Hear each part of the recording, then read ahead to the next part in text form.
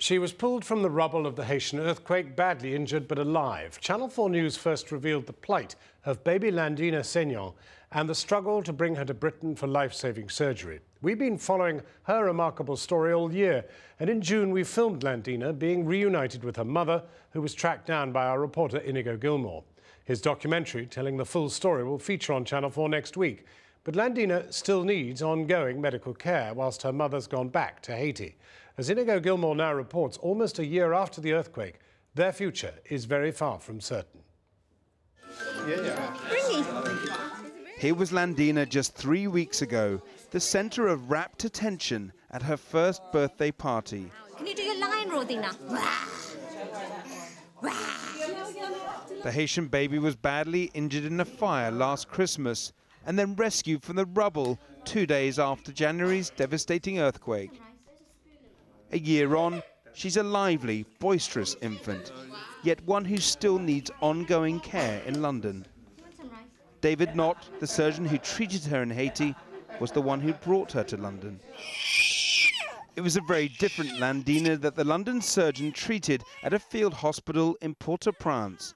Back then, it was feared she had just days to live because of her burn injuries and infection to her skull. In the chaos of the earthquake, doctors didn't know if she had any family, making her evacuation even more complicated. So we don't think that the head will heal itself. It's actually getting a little bit worse. So that's the reason why we need to have the baby transferred to a specialist unit. Channel 4 News reported Landina's plight, and as international attention grew, the Haitian authorities in turn allowed her to leave for London. Travelling first by helicopter, Landina's transit to London took 24 hours. With surgeons on standby, she finally received the operation she desperately needed. It's nice when things happen the way they should. It was a success, but there were many unanswered questions. Where was her mother? And was she still alive? I returned to Haiti to try to find out. It wasn't possible to find the family at the time. The search included a radio appeal, and after many false leads, my trail led to a bleak slum and to a woman who I was told could be Landina's mother. Bonsoir. Hi. Inigo. Nice to meet you.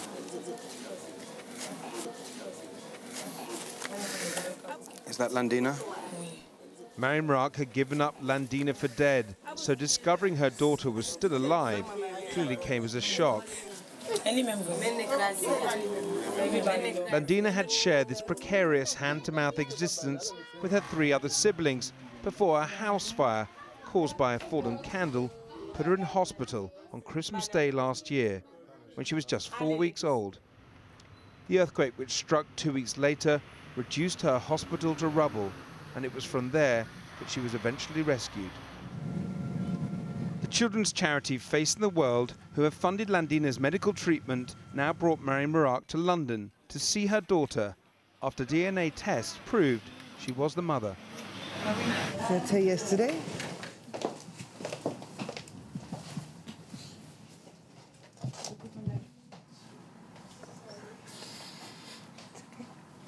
Having been separated for 6 months, Mary Marak was going to have to get to know her daughter all over again. Yeah? Not yet. She's still very sleepy. She was also going to have to come to terms with her injuries and the loss of an arm.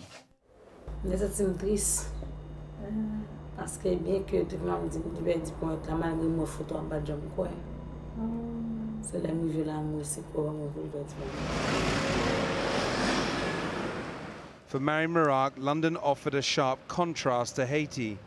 During her 7 weeks in Britain, it became clear to her Landina needs ongoing intensive care. Spending time together allowed the bond between mother and daughter to grow again.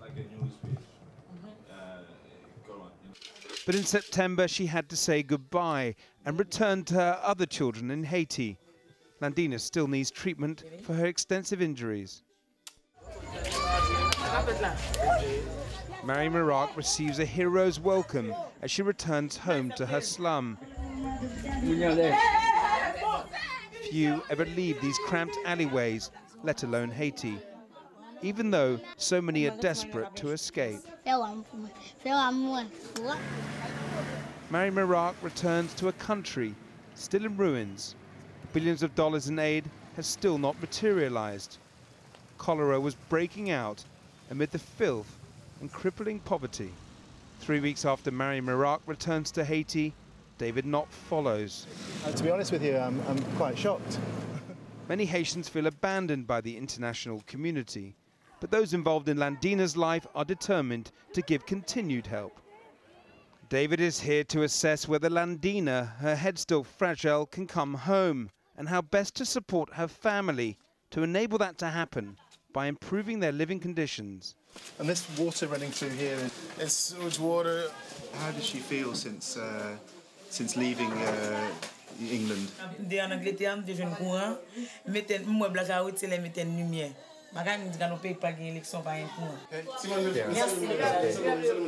It's filthy, there's a lot of running sewage. She can't possibly go there. Herein lies the dilemma. The hope is for Landina to return home, but her carers in London fear what might happen if she does. So too does her mother, who's becoming painfully aware that Landina would face a difficult future in Haiti without assistance. Imagination bat ko ka vin nan tet moun konnen. Mwen retourne à Haïti encore, moi-même qui retourne à Haïti parce que nous grand monde qui fait me supporter. Consulter. Haïti n'est pas bon pour Landina. Landina sont mon guetan. For now, Landina, still undergoing medical treatment, may be better off where she is. But her future is entwined with her country's fate. And that's difficult to predict. And you can see Inigo Gilmore's documentary here on Channel 4, 9 o'clock on December the 28th.